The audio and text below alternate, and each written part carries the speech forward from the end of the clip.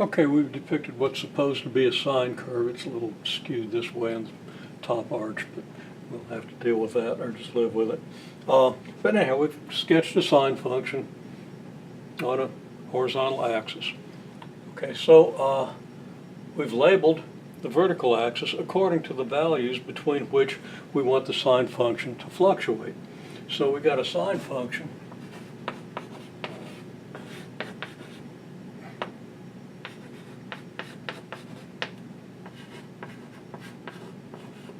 with values from 15 to 25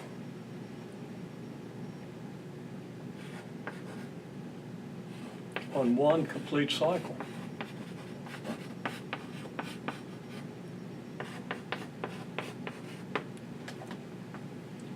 How are we going to deal with that? The problem is, of course, that if this is your horizontal axis, it should correspond to y equals 0. But halfway between 15 and 25 is 20. So this line here is at y equals 20. So that line can't possibly be your horizontal axis. Okay, well, I'm going to modify this slightly. First of all, I'm going to make this into a dotted line. I don't know if this is going to smear or not. And then I'm going to put the axis where it really ought to be. Okay, well, this distance is 10, and here is y equals 20. So if I go 10 below that and then 10 below that, I find the location of my actual horizontal axis, and I'll put an arrow in that. So I've taken this original horizontal axis, and I could have easily drawn a circle here of radius 5, constructed this graph, but I would not have been able to label this as my horizontal axis because it doesn't go through y equals 0. Okay, y equals 0 is down here. So how would we represent this function? Well, let me draw a parallel graph to this with 5 here and negative 5 here. And forgive me if the drawing isn't a particularly good one. You still understand what it means. Try to keep from skewing that arch. Okay? Okay, so this graph is the same as this graph, except this one's up where we want it, and this one is down here where the horizontal axis goes through the middle. Now, how does this graph relate to this graph? First of all, this graph, well, let's put a scale on it. Let's just say that this is a fluctuation of temperature in Celsius during a day in maybe early summer, late spring, or in the fall sometime. So that your scale here would be 24 hours. And let me actually draw the scale down here on the axis. Okay. Now, this means, of course, that your variable here, which would be a time variable, has to change phase by 2 pi when t changes by 24 hours, so that the phase should equal pi over 12 radians, in this case per hour, times t. So that we have some multiple of the sine of pi over 12 radians per hour times t. And of course the amplitude is 5, and let's say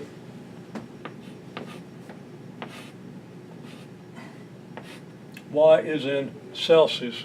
So we'll just indicate Celsius by capital C.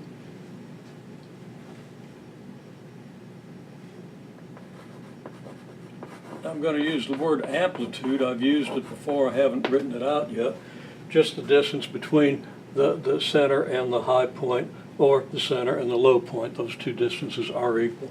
and either of those distances is the amplitude. So the amplitude is what? Well, from 0 to 5 is 5, so it's 5 Celsius. So this function is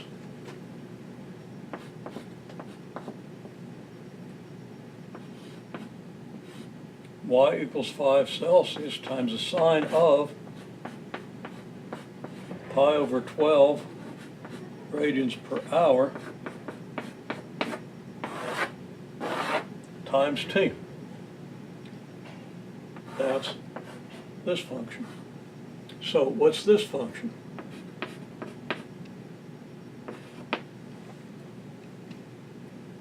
Take a given value of t, draw a vertical line corresponding to that value of t. How does the y value up here correspond to the y value down here? Okay, what do you think?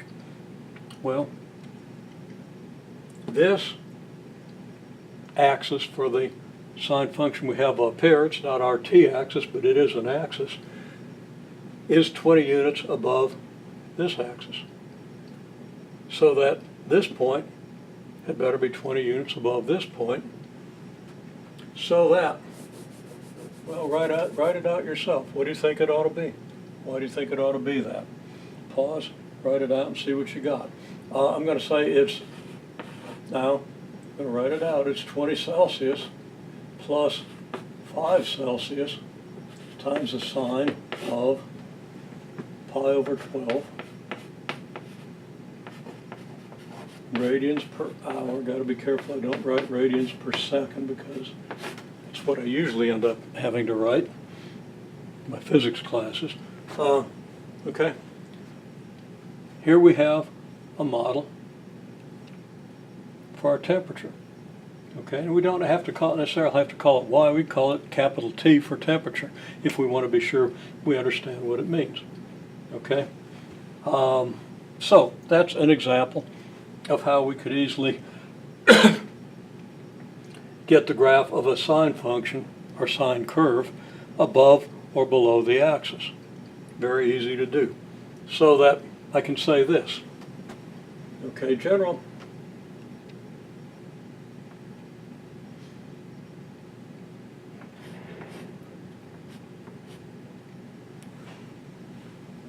Okay, I'm going to say y equals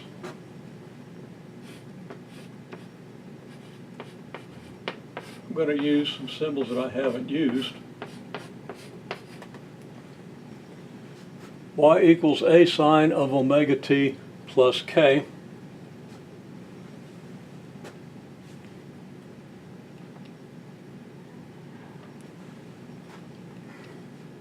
I'm going to say that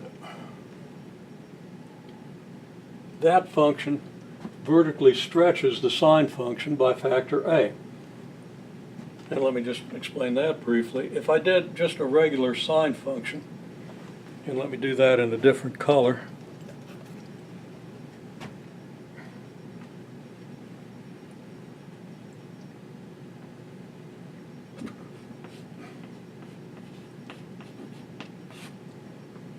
Okay, y equals sine of pi over 12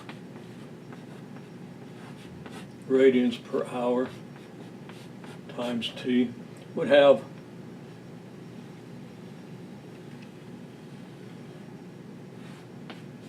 this graph. Why?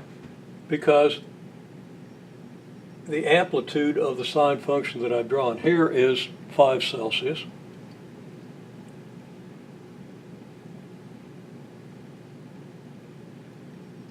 If I reduce that by a factor of 5, then I have the graph of y equals sine of pi over 12 radians per hour times t. And I better put Celsius out here. Otherwise, we have different units, okay? So if this y is measured in Celsius, this would be the graph, okay? So that here's your basic sine function with the period dictated by the 24-hour daily period of a temperature fluctuation. if we multiply this graph by 5, well, I probably made it a little too high. It looks like about 1/4. But you understand that multiplying this by 5 then stretches the graph by 5 units. Now, notice again also that I actually constructed this graph as opposed to this one rather than just doing a multiple labeling of the axes. Okay, so if I start with this function, then I stretch that by factor 5 to get the high point 5.5 times further from the axis and the low point 5 times further from the axis. Then add that function to 20 Celsius, I get this graph. Okay, now over here, A is like your 5 Celsius. This omega thing that I'm not going to talk about too extensively is just your pi over 12 radians per second in this example. And here's the 20 Celsius that you have to raise all these temperatures by. Okay, so y is a sine of omega t plus k. These are the symbols that we most often use in modeling sine functions. This has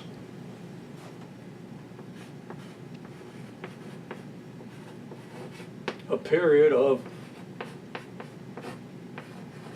2 pi over omega. Okay, that is, if t changes by 2 pi over omega, then this quantity changes by 2 pi, giving us a complete cycle of the sine function. The amplitude is A,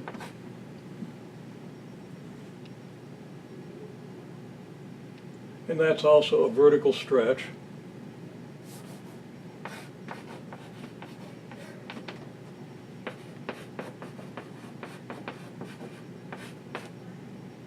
And vertical shift K. So again, it's as though we started out with just a plain old y equals a sine of theta function. We say then that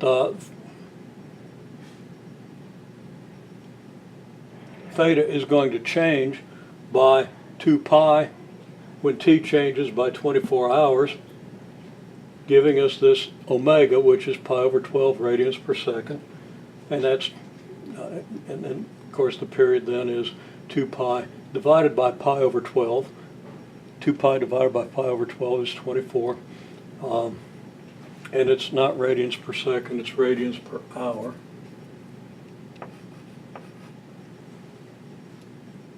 And then we raise the graph up 20 Celsius to get our mean daily temperature, essentially. Okay, well, that's an example of a vertical shift of a sine graph.